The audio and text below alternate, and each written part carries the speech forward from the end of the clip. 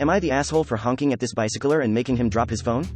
So I am driving down a residential neighborhood road and I come up behind a bicycler, one of the bikers with all the racing gear, spandex, etc., who is going about 3 miles per hour and is in the middle of the road. Cars are coming in the other direction, so I am unable to pass. I wait for about 5 seconds and I notice that he's sitting upright and looking down. I assume that he's texting, so I slam on the horn, which startles him and he ends up dropping his phone.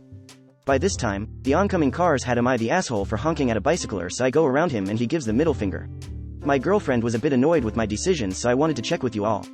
I guess I could have waiting a bit longer for the oncoming cars to pass, but once I saw that he was texting, I went for the honk. What do you think? Am I the asshole?